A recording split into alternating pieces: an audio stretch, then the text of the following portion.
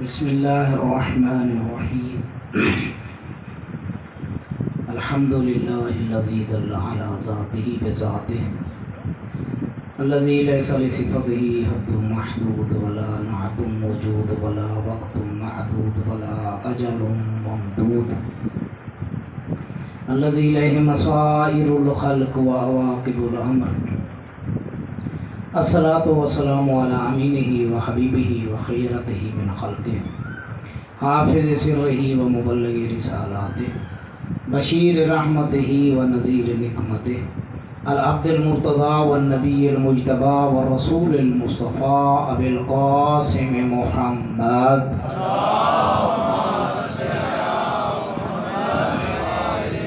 وعلی آلہ الاطیبین الاطہرین الانجبین المعصومین الذین اذهب اللہ عنہم الرجس وطہرہم تطہیرا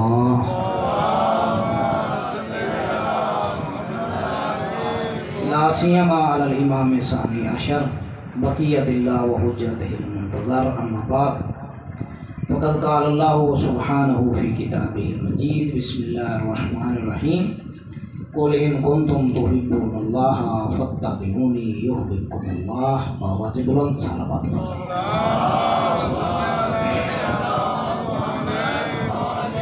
سب سے پہلے دعا ہے خداوند کریم ہم سب کا یہاں پر بیٹھنا اپنی عبادت میں شمار فرمائے. جو بھی عزادار سننے مجالس جاتے ہیں جہاں جہاں دنیا میں مجالس اذا ہو رہی ہیں عزادار مجالس سن رہے ہیں اللہ پاک ان سب کو صحت و سلامتی نصیب فرمائے. بانیان حضرات جو بھی جہاں جہاں مجالس عزا برپا کر رہے ہیں اللہ پاک ان سب کی مشکلات دور فرمائے ان کی توفیقات خیر میں مزید اضافہ فرمائے. ظہور امام زمانہ کے لیے بآواز بلند صلوات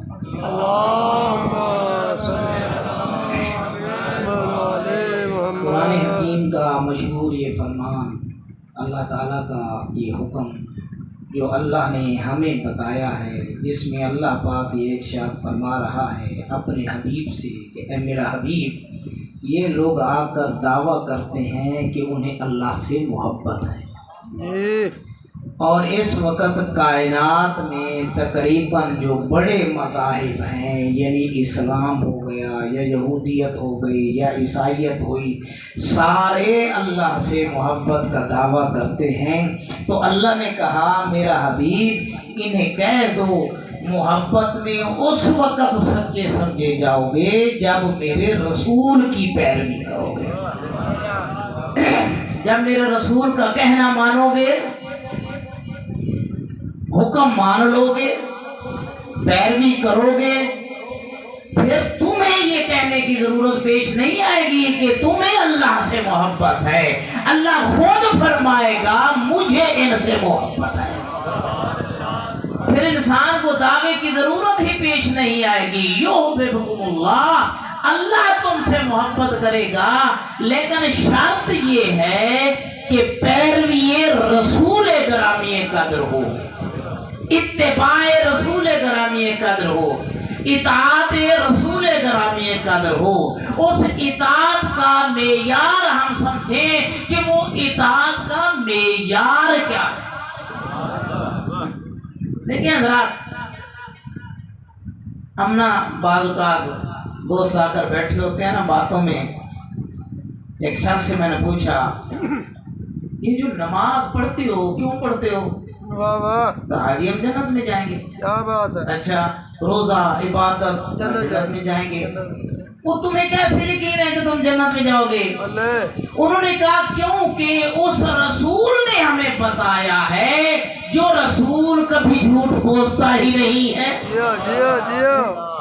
میں نے پھر کہا اچھا چلو یہاں بات ٹھیک ہو گئی. کیا تم اس رسول کی اپنی مرضی کے مطابق باتیں مانتے ہو یا اس کی مرضی کے مطابق؟ بے شک. تو جب میں نے پوچھا اچھا یہ بتاؤ رسول گرامی قدر جب اس میں دنیا میں آئے 40 سال تک انہوں نے مخفی تبلیغ کی، کردار کے ذریعے تبلیغ کی، جب 40 سال بعد ظاہری طور پر اقربا کو دعوت دینے کا حکم نازل ہوا تو اس وقت اللہ کے رسول نے کیا کہا تھا؟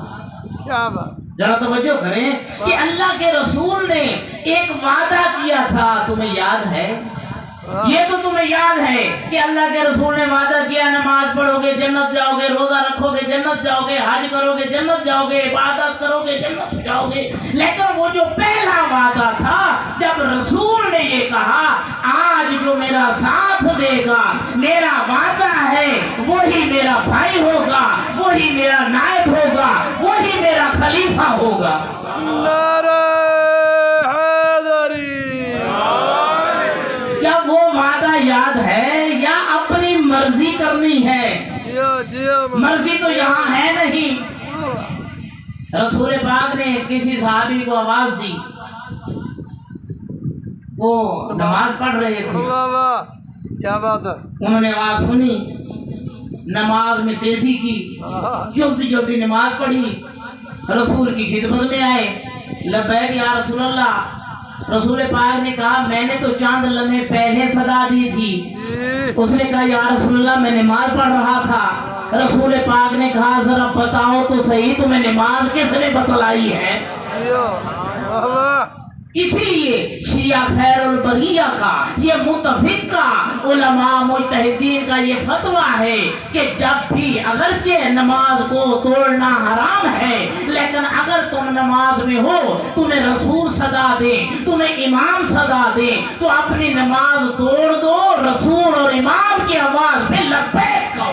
ماشاءاللہ ماشاءاللہ، یہ پیروی ایسی ہونی چاہیے، اپنی مرضی کی تو پیروی۔ رسول پاک نے فرما دیا کیا مثل اہل بیتی کا مثل سفینہ نوح، میرے اہل بیت کی مثال سفینہ نوح جیسی ہے۔ کیا یہ رسول کا وعدہ نہیں ہے؟ اب جو کشتی کی مثال دی ہے ذرا ہم غور کریں، کشتی میں جب بیٹھ جاتے ہیں جو کشتی میں سوار ہوئے ہیں وہ یہ جانتے ہیں جب انسان کشتی میں بیٹھتا ہے تو جہاں وہ کشتی چلانے والا انسان کو بٹھاتا ہے اسے وہیں بیٹھنا پڑتا ہے، اپنی مرضی نہیں چلتی کہ میں اس طرف بیٹھوں یا اس طرف بیٹھوں۔ کشتی کا معنی یہی ہوتا ہے جو کشتی میں سوار ہو گیا پھر اپنی مرضی ختم ہو گئی پھر مرضی اہل بیت ہو جائے گی۔ سبحان اللہ، نعرہ تکبیر، نعرہ رسالت، نعرہ حیدری۔ وہ مرضی جو اتباع ہے وہ ہم کیسے سمجھیں؟ امام شیشم کا دور ہے، امام شیشم سے کے پاس ایک شخص آتا ہے خراسان سے اور آ کر کہتا ہے جناب ہمارے ہاں آپ کے ماننے والے بڑے ہیں، چاہت والے بڑے ہیں، آپ حکم دے ہم آپ کے حق کے حصول کے لیے کھڑے ہو جائیں۔ امام نے فرمایا میرے ماننے والے نہیں ہیں، یہ جو باہر چرواہا بکریاں چرا رہا ہے نا اس جتنے بھی نہیں۔ جی جی، انہوں نے کہا نہیں آقا ہمارے ہاں بڑے، کہا اچھا چلو مان لیتے ہیں، اچھا ایسا کرو جاؤ وہ تنور جل رہا ہے اس میں چھلانگ لگا دو۔ فوراً کہا آقا جہنم کی آگ سے بچنے کے لیے تو آپ کے در پہ آئے، آپ دنیا کی آگ میں جلا رہے ہیں۔ امام نے کہا بیٹھ جاؤ۔ امام کا ایک ماننے والا چاہت والا صحیح پیروکار کوئی دور سے آتا ہے، سر پہ پوٹلی ہے، مٹی پہ اٹکا ہوا ہے، ایسے لگتا ہے لمبا سفر کر کے آیا ہے۔ کہا السلام علیکہ یا ابن رسول اللہ، اے اللہ کے رسول کے بیٹے میرا سلام ہو، سفر پہ گیا تھا واپس آ رہا ہوں، میں نے کہا پہلے امام کی زیارت کروں پھر گھر جاؤں گا۔ سبحان اللہ، کہا خوش آمدید، پوچھا کہا جاؤ یہ تنور جل رہا ہے اس میں چھلانگ لگاؤ۔ اس نے یہ بھی نہیں کہا جناب بڑے عرصے بعد آ رہا ہوں وہ بیوی بچوں سے مل لوں، کیا بات ہے جی، کیا بات، پوچھا بھی نہیں ہے، جا کر چھلانگ لگا دی۔ وہ جو پہلے بیٹھا تھا اندر اندر کہہ رہا ہے है अब जल गया होगा, अब राख बन गया होगा, अब खत्म हो गया होगा। इमाम अपने काम में मसरूफ हैं। थोड़ी देर बाद उसे उठाया, कहा चलो चलें। तो नूर के पास आए, कहा जरा ढकना उठाओ। ढकना उठाया, सुबूहुन कुद्दूसन की आवाजों से वो इंसान जीता जागता बैठा। नारे हैदरी। इमाम ने फरमाया ऐसे को पैरोकार हैं। इत्तिबा जो होती है ना बुजुर्गान मोहतरम, दावा तो है, बड़ा मुश्किल है। इत्तिबा भी तो हमारी होनी चाहिए अपनी। आजकल तो चलो हमें फायदा है जी, इमाम ज़ाहिरी तौर पर तो हमें हुक्म नहीं ना दे रहे। तो जब इमाम ज़ाहिरी तौर पर मौजूद थे उस वक़्त इत्तिबा बड़ी मुश्किल होती थी। आज चलो हम दावा कर भी लेते हैं, लेकिन हमसे कोई सबूत तो नहीं मांग सकता। अगर इमाम होते और हमें कहते ज़रा सबूत दो तो हम कैसे साबित करते। असल पैरोकारी जरूरी है। और मैं ये बताऊं बुजुर्गान मोहतरम, अपनी मन पसंद की भी पैरोकारी नहीं है। पैरोकारी ऐसी हो कि इमाम और रसूल खुद कहें तुम मेरे मानने वाले। हजरत मीसा में तमार जरा गौर किया है ना, खजूरें बेचने वाला आम बंदा। मीसा मुझसे मोहब्बत है, कहा जी आप, कहा ये जो खजूर को पानी दे रहे हो ना, ये खजूर बड़ी होगी, इसी के तने पर तुझे सूली पे लटकाया जाएगा। कहा मौला किस जुर्म में? कहा मेरी मोहब्बत के जुर्म में। और फिर तो परवाह है ही नहीं, फिर तो कोई परवाह नहीं है ना। कहा है मीसम तेरी ज़बान भी काटी जाएगी।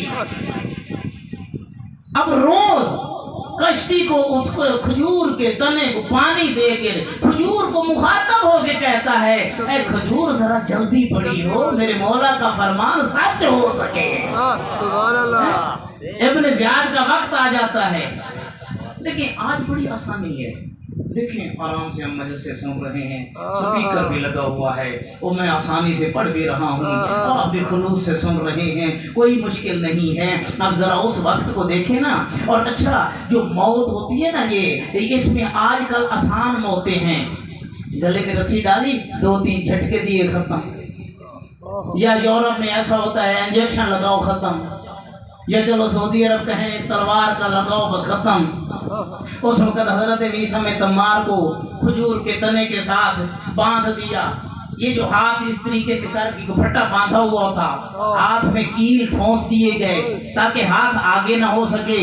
नीचे पाँव के नीचे से जख्म लगा दिया ताकि खून थोड़ा थोड़ा करके निकलता रहे, ताकि इसे मौत आए तो तकलीफ में आए। जब सूली पे चढ़ रहे थे ना तो उनको कहा तुम क्या मुझे सूली पे लटकाओगे, मेरे मौला पहले कह चुके हैं मुझे, और मेरे मौला ने ये भी बताया है कि मेरी मोहब्बत के जुर्म में तेरी जबान भी काटी जाएगी। उन्होंने कहा अच्छा हम जबान नहीं काटेंगे ताकि तेरे इमाम का फरमान गलत हो। उसने कहा ये हो ही नहीं सकता। अब जब सूली पे लटके हुए हैं, कहा आओ मुसलमानों, आज मैं तुम्हें अली के वो फजाइल बताता हूँ जो आज तक आपने नहीं सुने हुए। जब फजाइल शुरू किए तो कहने वालों ने जाकर कहा अगर मीसा में तमार इसी तरीके से फजाइल बयान करते रहे तो सारे लोग तेरे मुखालिफ हो जाएंगे। कहा जाओ जरा उसकी जबान काट दो।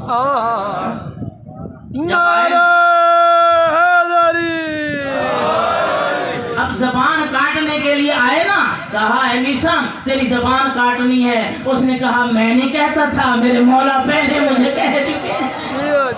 कैसे मौला का फरमान गलत हो सकता है? तो बुजुर्गान मोहतरम पैरवी अगर है तो मैं सबको ये कहूँगा रसूल के सारे फरामीन की पैरवी की जाए। ये नहीं है जो मन पसंद आ जाए तो उसकी पैरवी करें। अगर रसूल ये कह रहे हो अल हक मा अलीन व अलीन माल हक तो इसकी भी पैरवी की जाए। फिर ये भी समझा जाए कि रसूल ने फरमाया अल्लाहुम्मा अदरिल हक है सुम्मा दारा अली, ऐ अल्लाह हक को उधर फेर दे जिधर अली जा रहे हो। ये नहीं कहा कि हक के पीछे अली को जाने दे, कहा नहीं अली के पीछे हक जाए। अब हम कहने में हक बजाने واجب ہے کہ جہاں جہاں علی نظر آئے وہاں ہی حق ہوگا. جس کی مخالفت میں ہے تو علی حق پر وہ نہ حق ہوگا. جس کے خلاف جنگ کرے تو علی حق پر وہ سارے نہ حق ہوں گے. معیار بدلا دیا. جب ہمارے پاس معیار ہو گیا القرآن مع علی و علی مع القرآن، قرآن علی کے ساتھ ہے، علی قرآن کے ساتھ ہے، لن یفترقا، دونوں کبھی جدا نہیں ہوں گے. اس لیے مولا امام حسین علیہ السلام نے بھی شہادت کے بعد قرآن پڑھ کر یہ سمجھایا، لوگوں یاد رکھو تم سر تو کاٹ سکتے ہو لیکن اہل بیت کو قرآن سے جدا نہیں کر سکتے. حسینیت حسینیت حسینیت یزیدیت یزیدیت نعرہ حیدری. قرآن کو اہل بیت سے جدا نہیں کیا جا سکتا اور قرآن کی تفسیر اہل بیت ہی نے بتلانی ہے. صاحب البیت ادرا ما فی البیت، گھر والا جانتا ہے کہ گھر میں کیا ہے. ایک خاتون کو لایا گیا، 6 ماہ کا اس نے بچہ پیدا کیا تھا، کہا یہ اس نے حرام کا بچہ پیدا کیا ہے، اسے سنساری کی سزا سنا دی گئی. اب لوگ پریشان ہیں. وہ خاتون رو رہی ہے کہ نہیں میں نے کوئی غلط کاری نہیں کی. حضرت علی علیہ السلام کو پیغام دیا گیا. حضرت علی علیہ السلام نے فرمایا نہیں یہ بچہ حلال کا ہے، تمہاری یہ سزا غلط ہے. علی تیرے پاس کیا ثبوت ہے؟ کہا قرآن نے بتایا ہے مجھے. کہا ہم بھی تو قرآن پڑھتے ہیں، ہمیں تو قرآن نہیں بتاتا. تو علی پاک نے فرمایا تم گھر والے جو نہیں ہو، تم تو باہر والے ہو نا. یہ وہ جانے جن کے گھر قرآن اترا ہے، یہ وہ جانتے ہیں نا کہ قرآن جن کے گھر کہا بتائیں. کہا اللہ تعالیٰ نے قرآن میں نہیں فرمایا والوالدات یرضعن اولادہن حولین کاملین کہ مائیں اپنے بچوں کو 2 سال پورے دودھ پلائیں؟ کہا جی بالکل لکھا ہوا ہے. اس کیس کے ساتھ کیا تعلق ہے؟ کہا صبر کرو ابھی پتہ چل جاتا ہے. تو کتنے سال دودھ پلانا ہے؟ 2 سال. کہا ایک اور آیت پڑھی وَحَمْلُهُ وَفِصَالُهُ 30 شَهْرًا، حمل کی مدت اور دودھ چھڑائی کی مدت 30 مہینے ہے. دودھ پلائی کی مدت اور حمل کی مدت 30 مہینے ہے. اب دودھ پلائی کی مدت ہو گئی 24 مہینے، وہ نکالیں تو باقی 6 مہینے بچتے ہیں. تو قرآن نے کہہ دیا نا 6 مہینے کا بچہ حلال زیادہ ہوتا ہے.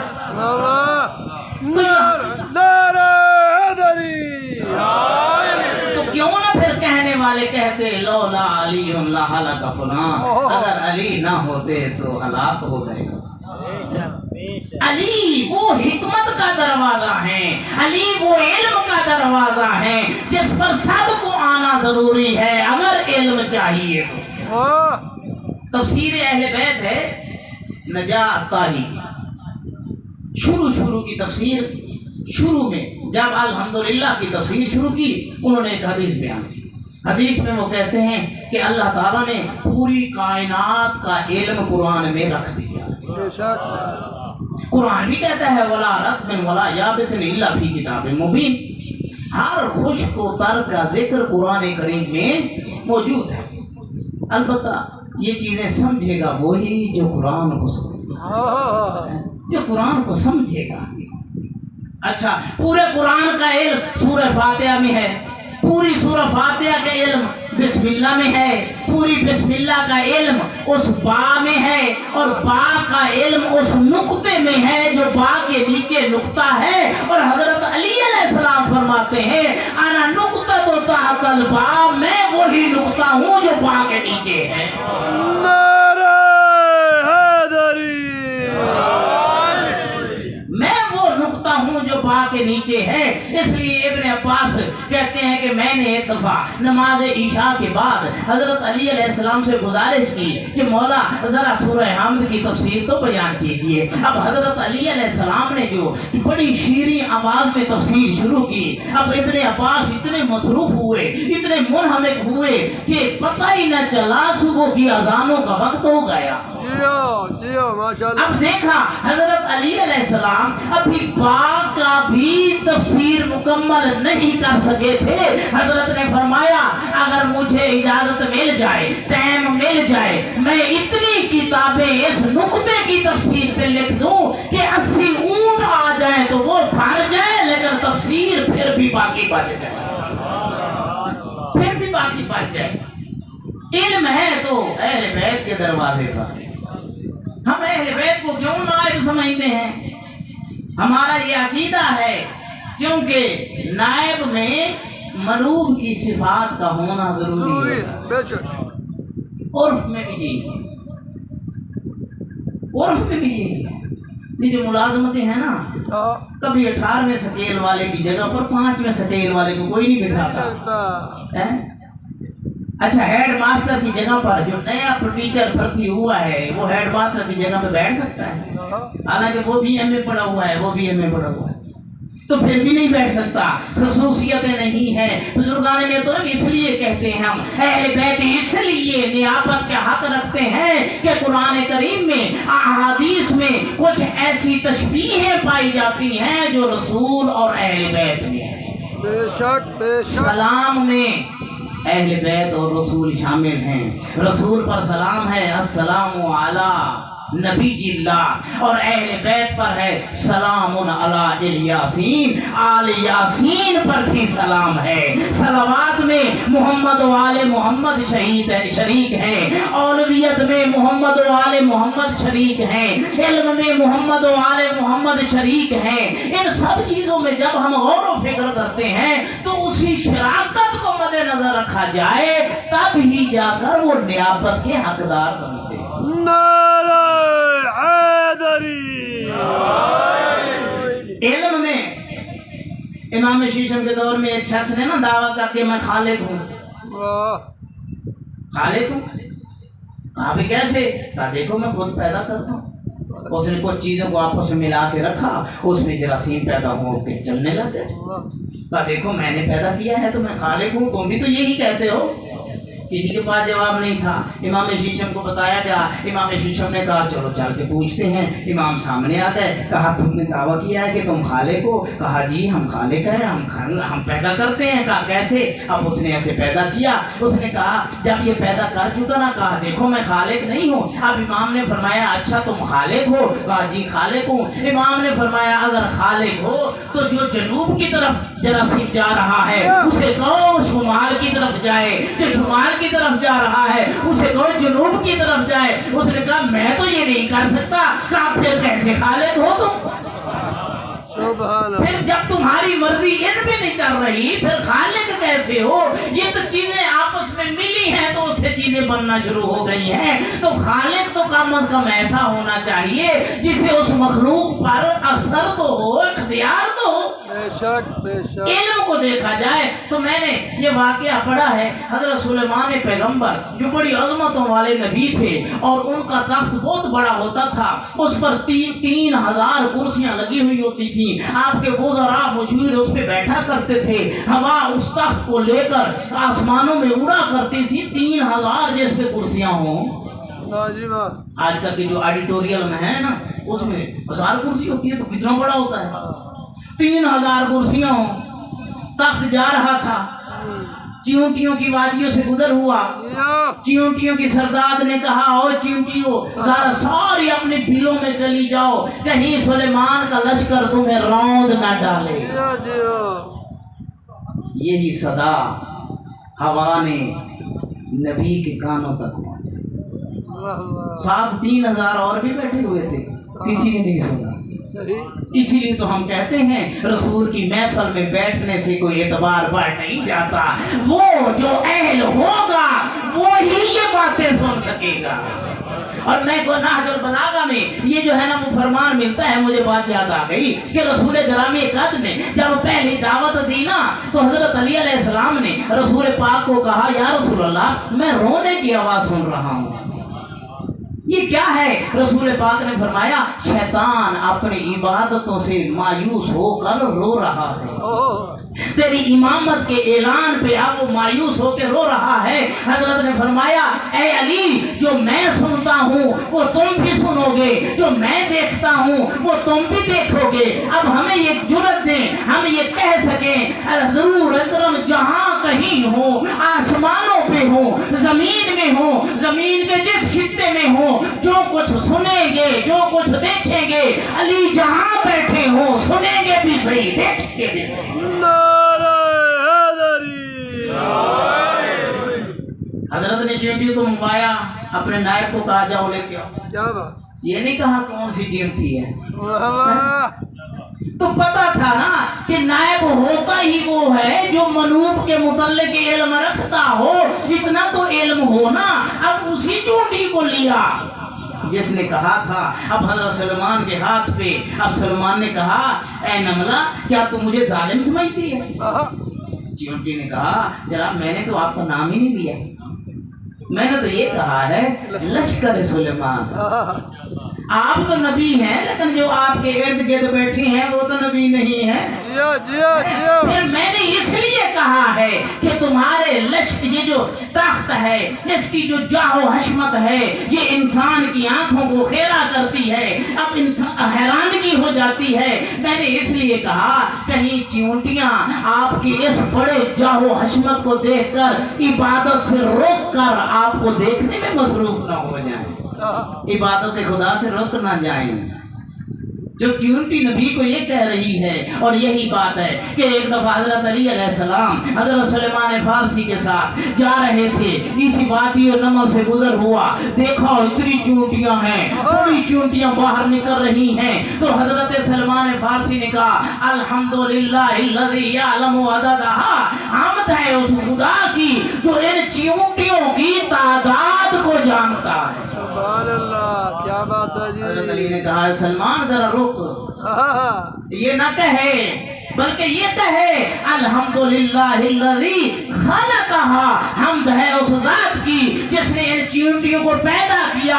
हजरत सलमान ने कहा या अली क्या कोई है जो इनकी तादाद जानता हो? हजरत अली अलैहिस्सलाम ने कहा वो मैं अली इब्ने अबी तालिब इनकी तादाद को भी जानता हूँ, और ये भी जानता हूँ इनमें नर कौन सी है, मादा कौन सी है।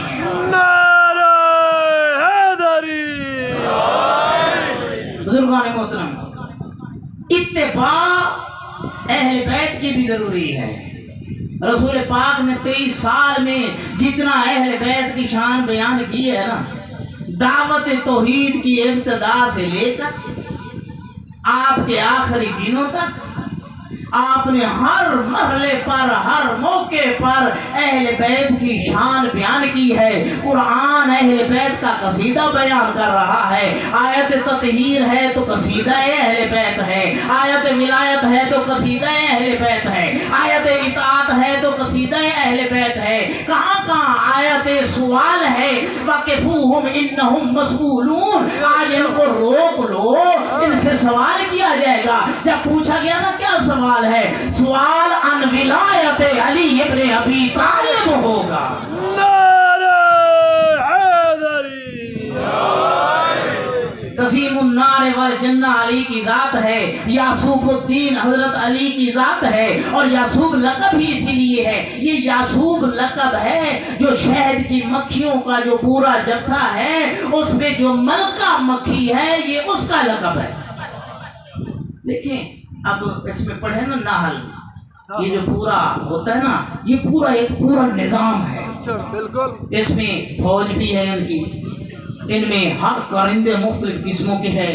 कुछ मक्खियाँ ऐसी हैं जो सिर्फ जो है ना वो हिफाजत के लिए हैं, कुछ आगे जाने के लिए हैं, एक को दूसरी जगह जाने का इख्तियार नहीं है, सिर्फ मलका मक्खी है जो हर जगह जा सकती है। जब मक्खियाँ ये रस लेके आती हैं सबसे पहले उस मलका मक्खी के सामने हाजिर होती हैं, मलका मक्खी उनको सूंघती है, अगर रस गलत हो तो वही अपनी फौजी कारिंदों को कहती हैं इन्हें कत्ल कर दो, वो वही कत्ल हो जाती हैं। हजरत अली को यासूबुद्दीन इसीलिए कहा गया क़यामत वाले दिन जन्नत के दरवाजे पे खड़े होंगे, जो जो सामने आएंगे अगर उनके मुंह से विलाए अहले बैत की खुशबू आएगी तो वो जन्नत में जाएंगे, बुग़्ज़ आले मोहम्मद की खुशबू आएगी तो वो जहन्नम में चले जाएंगे।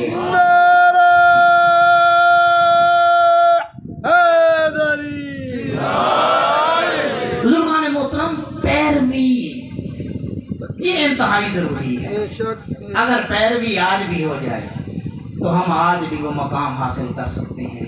رسول اللہ نے فرمایا سخر لکم ما فی السماوات و ما فی الارض، یہ پوری کائنات کیجیے اے انسان تیرے تابع قرار دے دی گئی ہیں. لیکن کیسے؟ ہمارے تو اپنے گھر والے بات نہیں مانتے جی، ہمارے تو بچے بات نہیں مانتے. تو یہ تصویر کیسی ہے؟ تو اللہ فرمانا چاہتا ہے لوگوں یاد رکھو، تم اپنے اندر وہ چھپی ہوئی طاقتوں کا اظہار کرو، اسے حاصل کرو، حضور کی پیروی مخلصانہ ہو کر لو، اہل بیت کے سچے تابع دار بن جاؤ. پھر دیکھو تمہارے عمل میں کتنی پختگی آتی ہے. پھر دیکھو اگر تم دیوار کو کہو وہ چلنے پڑ جائے تو وہ چلنے لگے. ایسے ہی اتباع کریں، اتباع. واہ واہ. ہمارے استاد محترم آخری بات اور آپ کی زحمت دور بتا رہے تھے کہ نجف اشرف میں نا انہوں نے واقعہ بتایا کہ پرانے وقتوں میں، اب بھی شاید ایسے ہی ہوگا، زیادہ میں نے کیونکہ نہیں دیکھا، اور شیخ انصاری کا دور یہ ان جیسا دور، کہ وہاں چھتوں پر بنیرے نہیں ہوا کرتے تھے، گرمی وہاں بڑی ہوتی ہے. اکثر شام کے وقت لوگ چھتوں پر بیٹھ کے اپنا گزارا کرتے تھے. ایک خاتون چھت پہ بیٹھی کام کر رہی ہے، بچہ اس کا کھیل رہا تھا. اچانک بچہ نیچے گرا، ماں کی چیخ بلند ہوئی، او میرے بچے کو بچاؤ. نیچے سے ایک فرد گزر رہا تھا لیکن تھا پیروکار. جی اس نے کہا یا اللہ اس کو یہیں روک دے. جی سعد محترم کہتے ہیں کہ وہ بچہ وہیں رک گیا. لوگ متوجہ ہوئے، یہ کیا کام، یہ تو بڑا کام ہو گیا. وہ تھوڑا سا آگے آیا، کہا یا اللہ اسے ایسا ایسا نیچے لے آ. اب ایسا ایسا وہ نیچے آ گیا. جب لوگوں نے دیکھا بھاگے، کوئی اس کا ہاتھ چومنے لگ گیا، کوئی اس کا دامن چومنے لگ گیا. تو نے کہا جناب میرے ہاتھ پہ ہاتھ، سر پہ ہاتھ پھیرے جناب. وہ کہا کیا وجہ ہے؟ کہا آپ نے بڑا کام کر دیا. کہا کیا کیا ہے؟ کہا یہ کام کر دیا ہے. اس نے کہا یہ تو کچھ بھی نہیں. وہ حیران ہو کر کہنے لگے یہ کام کچھ بھی نہیں، ہمارے لیے تو یہ بہت بڑا کام ہے. اس نے کہا یہ کچھ بھی نہیں ہے، اس لیے کہ جب سے میں نے ہوش سنبھالا ہے، جب سے میرا شعور بلند ہوا ہے، میں نے اس دن سے لے کر آج تک اللہ اور محمد و آل محمد کی ہر بات کو مانا. سبحان اللہ. بے شک یہ بات. یا میں نے ہر بات کو مانا ہے. اگر آج میں اللہ سے گزارش کرتا تو کیا اللہ میری نہ مانتا؟ تو اگر پیروکار بن جائے بزرگان محترم، محمد و آل محمد کی جتنی پیروی کا حکم رسول خدا نے ہمیں دیا ہے، اگر ہم اس کا عشر اشیر بھی مان لیتے نا تو یہ کربلا کا واقعہ پیش نہ آتا، اہل بیت کو وہ مقام مل جاتا. اگر ہم پیروی کر لیتے نا تو بی بی زہرا کو، علی کو ساتھ لے کر دروازوں پہ جا کر یہ نہ کہنا پڑتا کہ تمہیں وہ من کن تو مولا کا فرمان بھلا دیا ہے تم نے. اگر پیروکار ہو جاتے تو اہل بیت، آج 12 محرم ہے نا، 10 محرم تک امام حسین علیہ السلام کا امتحان تھا جو ختم ہو گیا. اب بی بی زینب علی کا امتحان شروع ہے، امام زین العابدین کا امتحان شروع ہے. 11 محرم کو جب یہ قافلہ چلنے لگا نا قیدی بن کر، تو عصمت طہارت کے افراد کی خواہش پر یا ان کی اپنی مرضی سے اس جگہ سے قافلے کو گزارا گیا جہاں پر شہداء کی لاشیں بے گور کفن پڑی ہوئی تھی. جب یہ گزر رہے تھے نا تو امام زین العابدین علیہ السلام نے جب شہداء کی لاشوں کو دیکھا تو چہرے پر سردی چھا گئی. قریب تھا کہ آپ کی روح قفس انصری سے اٹھ جائے، ختم ہو جائے. تو بی بی زینب عالیہ نے کہا اے میرے ماں جائے، اے جناب نشانی، اے امام وقت، یہ آپ کی کیا حالت ہو رہی ہے؟ تو امام نے فرمایا کیوں نہ حالت ہو، دیکھو میرے اعزاء و اقارب، میرے بھائی، میرے اصحاب، میرے सैयदना वालिद ग्रामी कद्र जो बगैर को कफन के ये जो है ना धूप में लाशें पड़ी हुई हैं। बस हज़ारों जब गुजर रहे थे ना, एक जो है ना ढेर देखा। अब ज़रा तवज्जो करें, हम मसाइब पढ़ते हैं बे हज़रत गाजी अब्बास का कि हज़रत गाजी अब्बास जब जो है ना जीन से ज़मीन पर आए ना, उनके हाथ पैर में कलम हो चुके थे। कैसे जो है ना वो ज़मीन पर आए होंगे, हाथ तो थे नहीं, बड़ी मुश्किल थी। लेकिन मैं कहूँगा कि ए मौला आप तो फिर भी मर्द थे।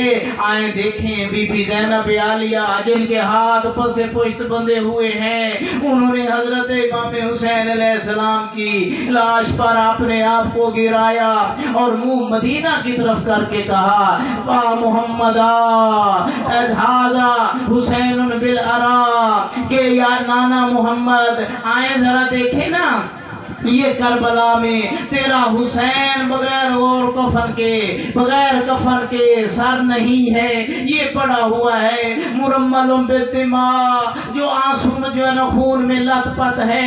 हमारे एक बुजुर्ग आलिम दीन बता रहे थे कि किसी बुजुर्ग मुत्तकी परहेजगार ने ख्वाब में हजरत इमाम हुसैन अलैहिस्सलाम को देखा, जिस्म पर जख्म ही जख्म थे, 1950 जख्म। उस वक़्त के जितने हथियार थे सबके जख्म जिस्म इमाम हुसैन अलैहिस्सलाम पर हैं, कोई जगह खाली नहीं है। वो बुजुर्गवार कहते हैं मैंने कुछ दिनों बाद फिर ख्वाब देखा कि वो जख्म खत्म हो चुके हैं। मैंने कहा मौला ये जख्मों का इलाज कैसे हो गया? इमाम ने फरमाया मेरे अज़ादार जब मुझ पर गिरिया करते हैं उनके आंसू मेरे जख्मों का इलाज बनते हैं। अज़ादारों मैंने पूछा मौला ये 2 जख्म तो अभी बाकी हैं, ये खत्म क्यों नहीं हो रहे? कहा ये वो जख्म है जो क़यामत तक खत्म नहीं होंगे। एक अली अकबर का जख्म जिसके लिए बैत दुनिया बाद कलफा, मेरी आंखें बेनूर हो गई थी। दूसरा जख्म हजरत गाजी अब्बास का था जिसकी वजह से मेरी कमर टूट गई। अज़ादारों बीबी ज़ैनब आलिया उसी लाश पे खड़े होकर कह रही हैं कि मसलूबुल इमामत वर्रदा, नाना जरा आकर देखिए ना ये हुसैन है जिसका मामा लूट लिया गया, जिसकी चादर लूट ली गई। वपना तो कसब आया, तेरी बेटियों को कैदी बना के ले जाया जा रहा है। वसयअलमुल्लज़ीना ज़लमू अय्युल क़ल्बी